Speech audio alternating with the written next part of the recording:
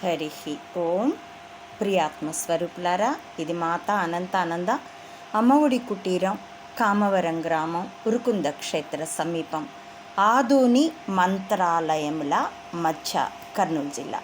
నేను ఇప్పుడు మీతో డిస్నీ హాట్స్టార్లో లభ్యమవుతున్న, ఒకప్పుడు మా టీవీలో ప్రసారమైన వ్యాస భారతమే కానీ ఇది వర్తమాన భారతం, అందులో 8వ ఎపిసోడ్లో 23వ నిమిషం నుండి 30వ నిమిషం వరకు జరిగిన సన్నివేశాలని గూఢచర్యపు నేపథ్యంలో వివరించే ప్రయత్నం చేస్తున్నానండి.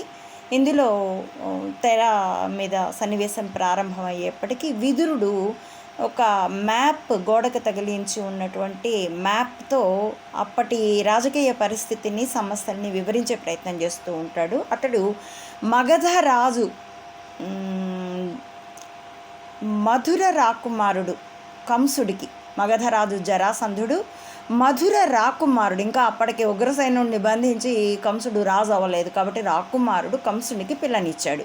మధ్యలో పాంచాలం ఉంది అంటూ సమస్యని, అంటే మగధ చుట్టుప్రక్కల రాజ్యాలన్నీ చిన్నవి, నిలువరించలేనివి, అతడు బలపడుతున్నాడు, అప్పుడు హస్తినకి ప్రమాదం అని ఆలోచనలు నేర్పుతూ ఉంటారు. దక్షిణాన బలమైన రాజ్యం విదర్భ, కానీ దాని మైత్రి మగధతో ఉంది అని భీష్ముడు పాండు మనకి సాయపడే, మనకి మిత్ర రాజ్యాలు ఏవి లేవా అన్న విషయంలో అంటాడు.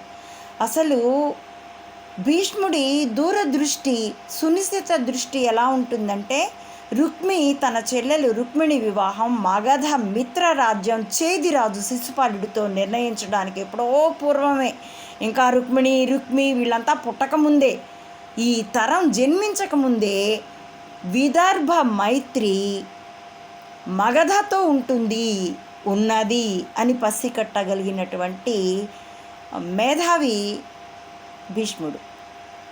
ఇక రాజమాత సత్యవతి పాండుతో జైత్రయాత్ర చేయకపోతే మగధరాజు నిన్ను శక్తిహీనుడు అనుకుంటాడు, దురాక్రమణకి పాల్పడతాడు అని అంటూ ఉండగా ధృతరాష్ట్రుడు వెనక శకుని అనుసరిస్తుండగా ప్రవేశిస్తాడు ఆ మందిరంలోకి. ఆ మంత్రాంగపు గదిలోకి వెటకారం వెంటబెట్టుకొని వస్తాడు.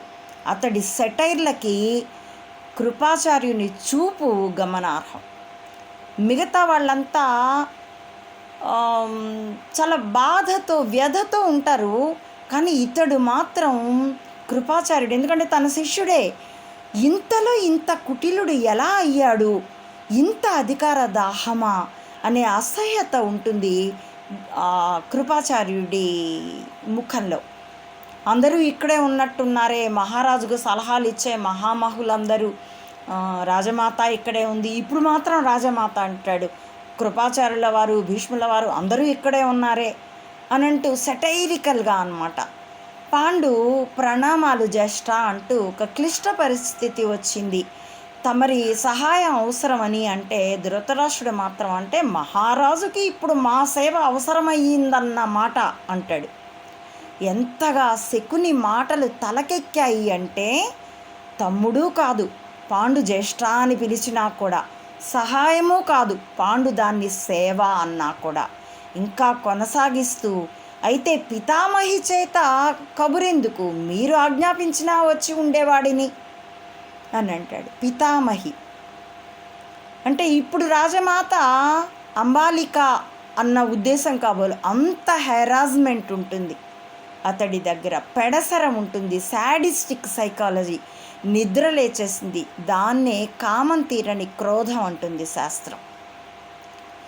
ఇక పాండు, నేను తమకు విన్నపమే చేయగలను, ఆదేశించలేను అని వినయంగా మన్నింపుగా చెప్తుంటే, మేఘం కోపంగా ఊరిమినా, సంతోషంగా ఊరిమినా పశుపక్ష్యాదులన్నీ దాక్కోవలసిందే అంటే పాండురాజు మేఘము, తను పశువో పక్షో, ఎంతగా సాధించడం, ఎంతగా వేధించడం అంటే అందుకు ఈ ఉదాహరణ చెప్తాడు. ఎంత పరుషంగా చెప్పండి మహారాజా, మాటకు ముందో మహారాజా, వెనకో మహారాజా, ఇప్పుడు మాకు ఏ మృత్యుదండన, ఏ దండన విధిస్తారు, మృత్యుదండన లేక కారాగారమా? ఎంత శాడిస్టిక్ అనమాట. నిజమే, కళ్ళు లేవు, కానీ చెవులున్నాయి కదా, అవి తన గొప్పవని కూడా అన్నాడు కదా, అయినా కూడా ఇంగితం లేదా? పాండు ఏమంటున్నాడు, ఇతడేమంటున్నాడు? అలా బంధించడమో లేకపోతే దండించడమో అయితే తర్వాత భవిష్యత్తులో పాండవుల్ని తాను సంకెళ్ళు వేసి జైలుకు పంపినట్టు డైరెక్ట్గా పాండు కూడా అదే చేసి ఉండేవాడు. గౌరవంగా ఎందుకు సభకి ఆహ్వానం పలుకుతాడు, పిలిపిస్తాడు? అంత ఇంగితం లేదు కదా, అంత క్రోధంతో, అంత వికలమైన ఒక కుసితపు మనస్సుతో ఉన్నాడు. సత్యవతి పౌత్ర అంటే మనవడ, నీకెందుకు దండన విధిస్తారు, ఎందుకలా మాట్లాడుతున్నావు, నువ్వేం నేరం చేస్తావు అంటే మహారాజుకు అన్నగా పుట్టడం కంటే ఘోర నేరం ఇంకేముంది. ఎంత కసో! అతడి హృదయ వేదనని తొలగించేటందుకు వీళ్ళందరూ ఒక ప్రధాన సలహాదారు పదవి సృష్టిస్తారు. అది నిజంగానే చిచ్చు కొట్టడం లాంటిదే. దాన్ని సూటిగానే ప్రశ్నిస్తాడు ధృతరాష్ట్రుడు. అలాంటి పదవి ఉండదు, దాన్ని నా కోసమే సృష్టించారా ఏమిటి అంటూ ఈసడిస్తూ, చిన్నతనంలో నేను మాత దగ్గర నాకు చంద్రుడు కావాలి అని ఏడ్చేవాడిని. చంద్రుడి చల్లదనమే తెలుస్తుంది, చంద్రుడి అందం అయితే ధృతరాష్ట్రుడికి తెలియదు. కానీ బహుశా ఇతరుల మాటలతో చంద్రుడు అందంగా ఉంటాడు అన్న విని ఉండి ఆ రీత్యా నాకు చంద్రుడు కావాలి అని ఏడ్చేవాడేమో. అప్పుడు అంబిక తన చేతిలో ఒక లడ్డు పెట్టి, ఆ చంద్రుడు చల్లగా మాత్రమే ఉంటాడు, అందంగా మాత్రమే ఉంటాడు, ఇదిగో ఈ లడ్డు ఉందే చంద్రుడి కంటే అందమైనది, చాలా రుచిగా ఉంటుంది అని తన్ని ఓదార్చేదట. అప్పుడు పసివాణ్ణి కాబట్టి దుఃఖం మర్చిపోయి నవ్వేవాణ్ణి. ఇప్పుడు నేను పసివాణ్ణి కాదు, నా చేతిలో లడ్డు పెట్టే ప్రయత్నం చెయ్యకండి అంటూ, అయినా నా మనసులో ఒక ప్రశ్న మెదులుతూ ఉంది, నేను అడగాలనుకుంటున్నాను. ఇక్కడైతే మళ్ళీ ఎవరి అనుమతి అక్కర్లా. ముందేమో తాను రాజు ఆదేశిస్తే ప్రవర్తించేవాడిని అన్నాడు, ఇప్పుడేమో తానే ప్రశ్నించాడు. అప్పుడు రాజు అనుమతి ఏమైనా తీసుకున్నాడా? అది అతడి కుశ్చితం. ఆ ప్రశ్న ఏమిటంటే, రాజ్యాభిషేకం ఒక యజ్ఞం అంటారు, భార్య సహితంగా చేయాలి. మరి పాండు అవివాహితుడు కదా, ఎలా నిర్వహించారు? అతడి విషయంలో అయితే రూల్స్ ఉండవు, నా విషయంలో అయితే రూల్స్ ఉన్నాయా అంటూ ప్రశ్నిస్తాడు. విదురుడు ఏదో గ్రంథాన్ని పలానా సంహితలో ఏం రాసుందంటే అని చెప్పబడితే, ఆగు విదురా, మళ్ళీ మహామంత్రి గట్రా ఏం లేవు, నీకు ఎప్పుడు మా విషయంలోనే రకరకాల గ్రంథాలు సూక్తులు గుర్తుకొస్తాయి, మాకు అవన్నీ లేవు, నాకు సాంప్రదాయమే ధర్మం. సాంప్రదాయం అయితే అంతే. నిజానికి పాండు వివాహం విషయంలో వయలేషన్ చాలా చిన్నది, ముందు వెనుకలుగా జరపచ్చు. కానీ ధృతరాష్ట్రుడి గుడ్డితనం అయితే ముందు వెనుకలుగా అతడికి నేత్రాలను ఇవ్వలేరు. అదే అంటాడు భీష్ముడు పాండుని రాజ్యాభిషేకానికి ఒప్పించేటప్పుడు, అతడి అంధత్వాన్ని నివారించలేము, అతడికి యజ్ఞాలతోనో పూజలతోనో తపస్సులతోనో అతనికి కన్నులు వచ్చేటట్లు చేయలేం, కాబట్టి నీవు రాజ్యాభిషిక్తుడవ్వడం అనివార్యం, ఇదే ధర్మం అని. కానీ దాన్ని ఇతడు అదేదో చాలా పెద్ద తప్పు.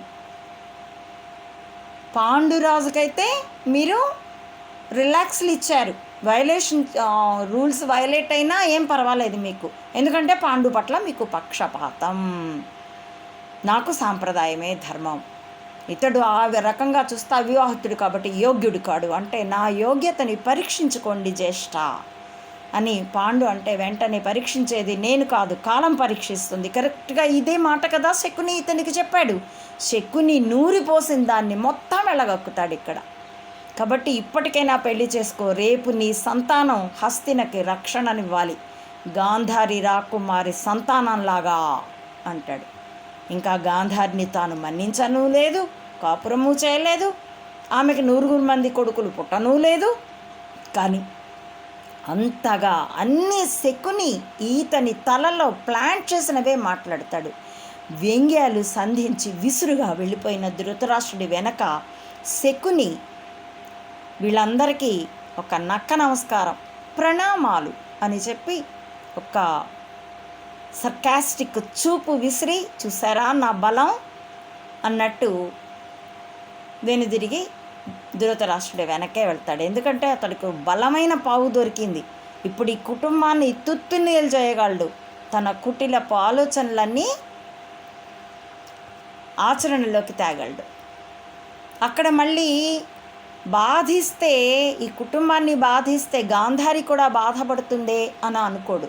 ఎందుకంటే గాంధారిని కూడా బ్రెయిన్ వాష్ చేయగలను అనుకుంటాడు. ధృతరాష్ట్రుడికి చేసి, నువ్వు, నీ భార్య, నీ పిల్లలు మాత్రమే నీ కుటుంబం, తోబుట్టువులు, తాత తండ్రులు, తల్లిదండ్రులు, పెద్దవాళ్ళు వీళ్ళెవ్వరూ నీ బంధువు, నీ కుటుంబం కారు అని చెప్పడం. దీన్నే విజయవంతంగా కౌరవులకి దుర్యోధనుడు వీళ్ళందరికీ చెప్తాడు. కానీ చెల్లెలికి మాత్రం ఆ జీవన పర్యంతము చెప్పలేడు. ధర్మం హృదయంలో పటిష్టంగా ఉన్న వాళ్ళ పరిస్థితి అది. అరిషడ్ వర్గాలకి లోనైన వాళ్ళకి భోగవాదులు చాలా త్వరగా కుటిలుల చేతిలో పావులైపోతారు. శకుని చేతిలో ధృతరాష్ట్రుడు, అతడి భార్య మినహా పిల్లలు అందరూ పావులైపోయినట్లు.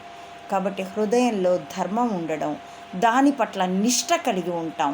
అరిషడ్ వర్గాలను నియంత్రించుకోగలగడమే ఏ వ్యక్తినైనా ఇలాంటి కుట్రదారుల నుండి కాపాడుతుంది. మీరే పరిశీలించుకోండి.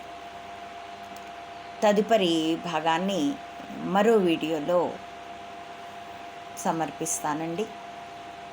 మీకు నచ్చితే, మీ పరిశీలనకి కూడా ఇది సత్యమే అనిపిస్తే 10 మందికి ప్రచారించవలసిందిగా, ఎందుకంటే oral pamphlet is more impressive, కాబట్టి ప్రచారించవలసిందిగా అర్థిస్తూ వీడియో వీక్షించినందుకు కృతజ్ఞతలు అర్పిస్తూ హరి ఓం.